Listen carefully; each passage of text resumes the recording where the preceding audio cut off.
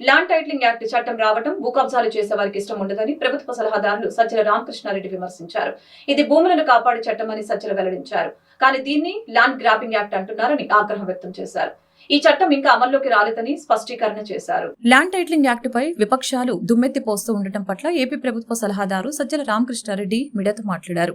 Land titling act పై తప్పుడు ప్రచారం చేస్తున్నారని మండిపడ్డారు. ఇలాంటి చట్టం రావడం భూ కబ్జాలు చేసేవారికి ఇష్టం ఉండదని అన్నారు.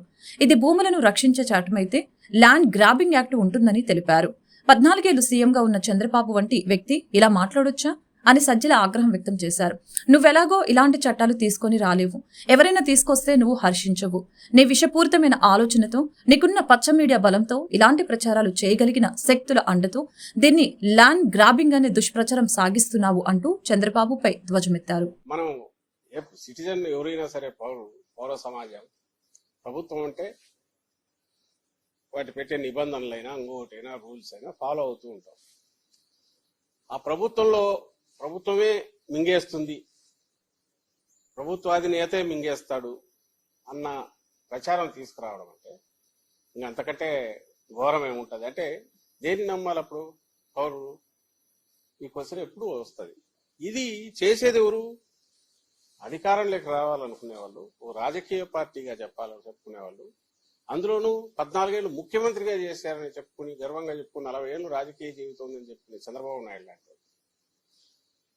ఇంతకంటే ఘోరం ఏమైనా ఉంటుందా? అసలు ఎక్కడికి తీసుకోవాలనుకుంటున్నాడు ఈయన? ల్యాండ్ టైటిలింగ్ యాక్ట్ అది నిజానికి దేనికి వస్తుంది అంటే అక్రమాలకు చెక్ పెట్టడానికి ఒక ఆదర్శప్రాయమైంది. ఒక కంక్లూజివ్ గా మన ఆస్తి ఏదైనా ఉంటే దాని మీద ఎవడి కన్ను పడకుండా, పడినా ఒక భద్రత దాని చుట్టూ ఉంది, ప్రభుత్వమే గ్యారెంటీ ఇచ్చే రకంగా ఒక ఆదర్శప్రాయమైన ఒక చట్టం తయారయ్యే ప్రాసెస్ లో ఉంది.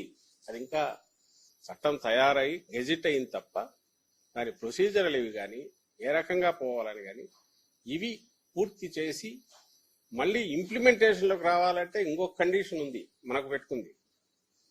సమగ్ర భూ సర్వే జరగాల. మనము ఇన్నాళ్ళు జరుగుతూ వచ్చింది పేపర్ డాక్యుమెంట్ మీద బేస్ చేసుకొని ఆస్తి వ్యవహారాలు నడుస్తుంటే, అంటే ల్యాండ్ ఉంటుందో ఉండదో సంబంధంలా డాక్యుమెంట్ లో ఉంటుంది.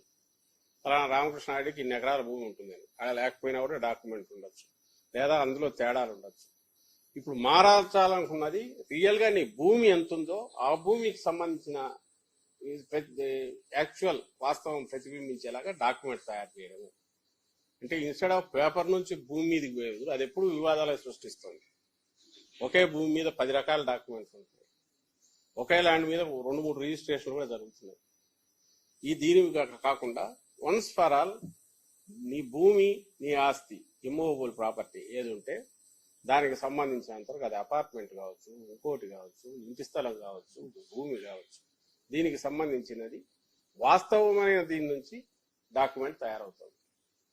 ఇది పెద్ద ఒక రెవల్యూషనరీ ఎఫర్ట్, రెవల్యూషనరీ ట్రాన్స్ఫార్మేషన్. ఇది ఏం ఓవర్ నైట్ ఎందుకు అవుతుంది? టైం పడుతుంది. పట్టడానికి ముందు సమగ్ర సర్వే జరగాల. ఆ యాక్టివిటీ నడుస్తుంది. అసలు నాకు అర్థం కాదు.